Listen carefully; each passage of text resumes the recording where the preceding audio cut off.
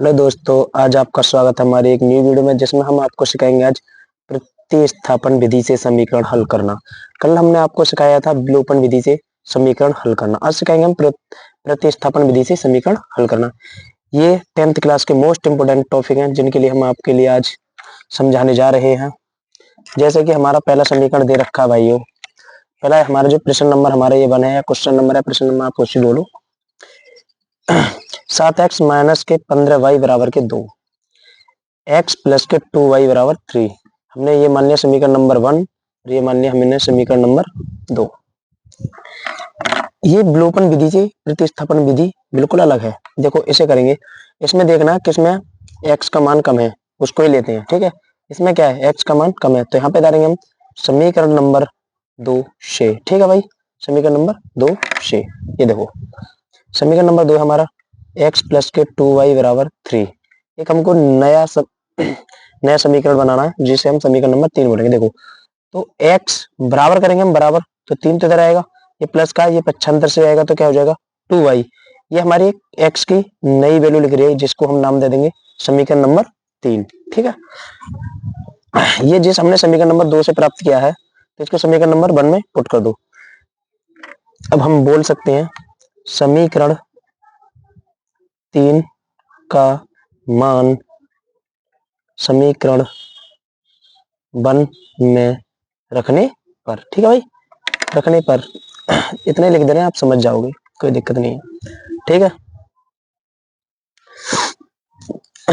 अब देखो हमको क्या करना है, समीकरण नंबर 2 में x 1 में क्या करना है, उसका पुट करना। समीकरण नंबर 3 का मान समीकरण नंबर 1 में पुट करना है। तो हमारा समीकरण नंबर 1 कितना दे रखा है, हमारा समीकरण नंबर 1 दे रखा है 3x माइनस के 15y माइनस 2, ठीक है। ये हमारा समीकरण नंबर 1। अब हमें x की जगह ये वाला मान क्या करना है, पुट करना है।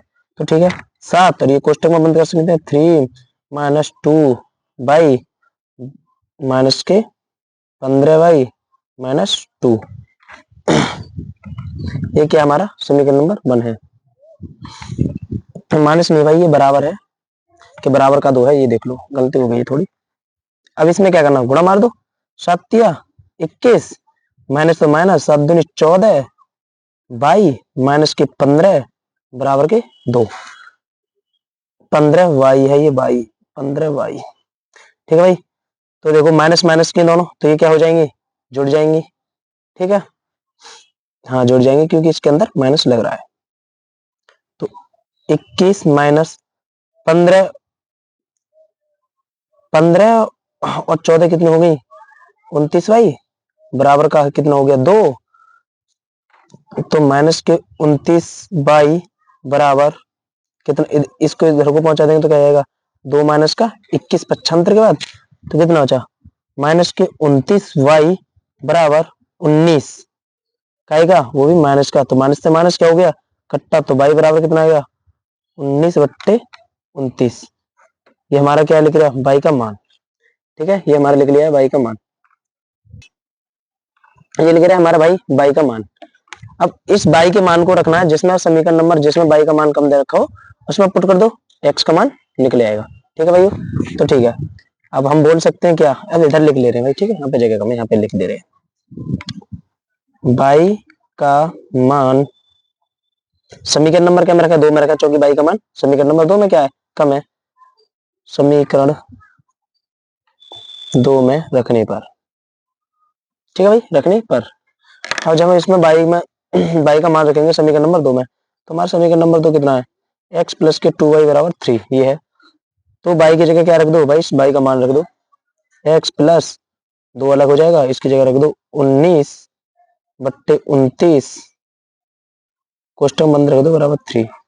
तो कुछ नहीं करना आपको, x प्लस इसके गुणा मार दो 38/29 बराबर का 3। तो x का मान निकालना, x का हमको, तो x बराबर इसको पक्षांतर कर दो तो 3 माइनस 38/29, इसके नीचे 1 मान लो, इसके नीचे 3 के नीचे क्या मान लो 1 मान लो, तो x बराबर एलसीएम कितना हो गया इसका 29, ठीक है। तो ये 1 का भाग 29 में कितने हो जाएगा 29, गुणा में कितना हो जाएगा 3 माइनस 1 गुणा 38, ठीक है भाई।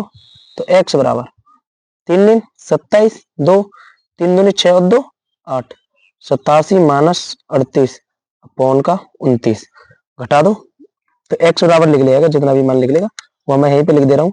x बराबर जो भी निकलेगा यहीं पे निकल आएगा। ये देखो आपको सब समझेगा। x बराबर देखो 17 में से 8 गया तो कितना बचा, 17 में से 8 गया तो बचा भाई हमारा 9, यहाँ बचा 7, 7 में से 4 गया वो 3 गया तो 4 बचा अपॉन 29। यही क्या है, x का हमारे का मान, ये हमारा x का मान है। देखो y का मान लिख रहा है 19/29 और x का मान लिख रहा है 49/29। ठीक है, ये हमारा आंसर है। अब आपको हम दूसरा सवाल समझाते हैं जिसके भी हमारा है सवाल नंबर 2। अब देखो इससे आपको पूरी तरह से समझ में आ जाएगा, वो थोड़ा कठिन टाइप में हो गया सवाल, चलो ये इजी सवाल है। अब आपको इससे पूरा समझ में आ जाएगा। देखो ये हो गया हमारा समीकरण नंबर 1 और ये हो गया हमारा समीकरण नंबर 2।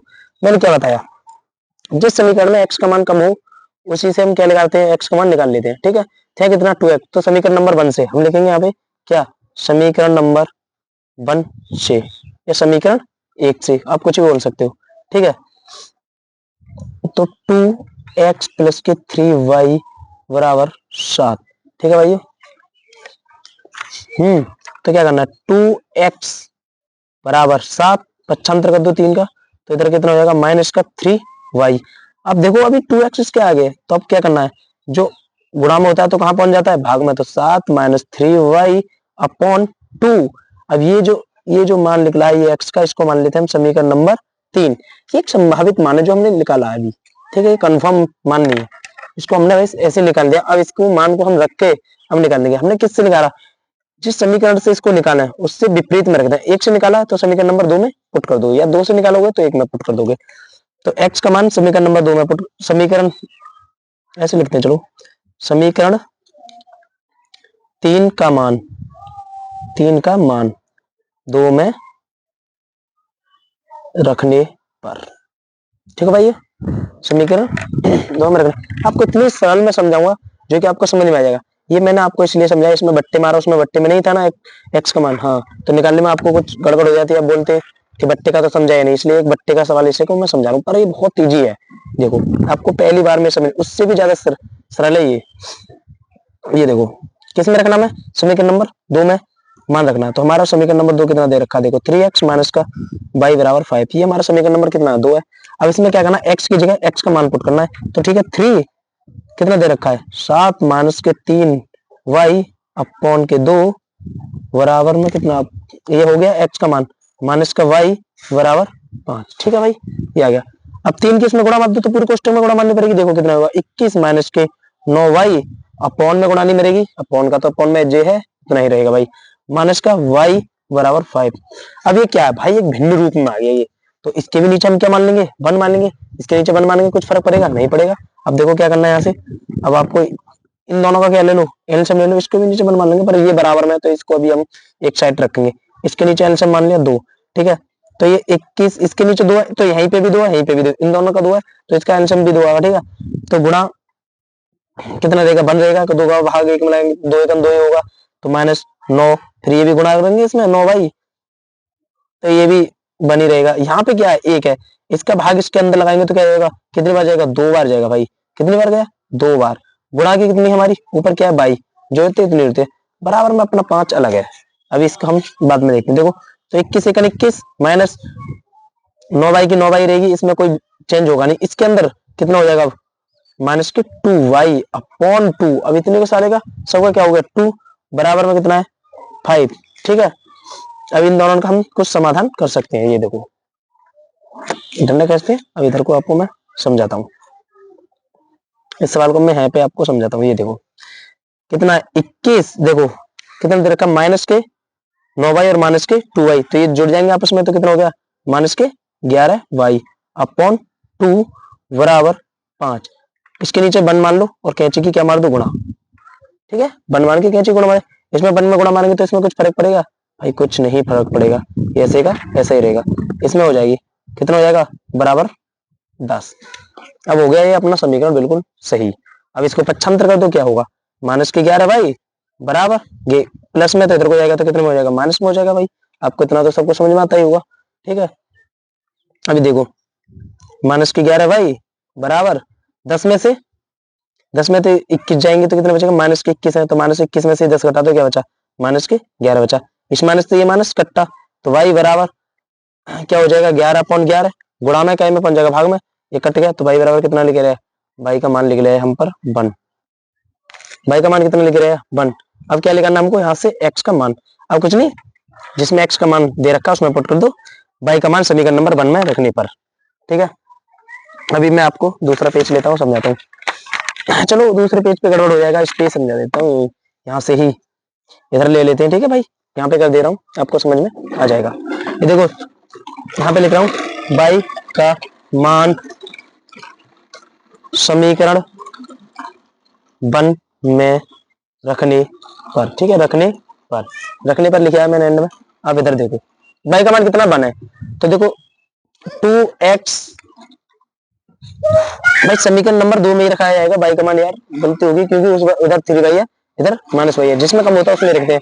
तो ठीक है किसमें रखेंगे, यहाँ पे लिख दे रहा हूँ मैं समीकरण नंबर 2 में, बाई का मान समीकरण नंबर 2 में रखने पर क्योंकि उसमें ही कम है तो इधर कितना हो जाएगा 3x।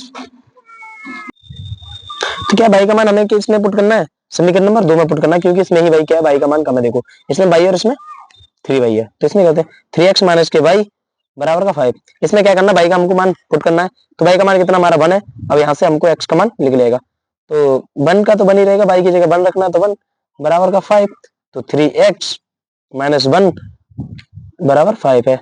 कोई बात नहीं दोबारा लिख दिया है देखो 3x। अब इसको पक्षांतर कर दो 5 इधर को जाएगा तो ये माइनस का तो क्या में हो जाएगा भाई प्लस में हो जाएगा। मैंने बताया इधर जो माइनस में रहता है तो प्लस में हो जाएगा, जो प्लस में होता है उधर वो माइनस में हो जाएगा पक्षांतर करने पे। ठीक है आपको इतना तो समझ में आता ही होगा भाई। 3x बराबर का 5 + 1 कितना हो गया 6 हो गया। ठीक है तो x बराबर हम जब लिखा देंगे तो कितना हो जाएगा, गुणांक वाला काय में जाता है भाग में जाता है तो ये आपस में काट देगा तो x बराबर हमारा जो मान निकलेगा वो निकलेगा 2। इसका मान जो निकला x बराबर 2 और y बराबर 1, इसी के यही दोनों इसके क्या है आंसर। आई होप मुझको लगता है अब आपके लिए ये हमारे सवाल समझ में आ गए होंगे दोनों। आपको हमारी वीडियो अच्छी लगी हो तो लाइक करें, शेयर करें, सब्सक्राइब करें। धन्यवाद भाइयों।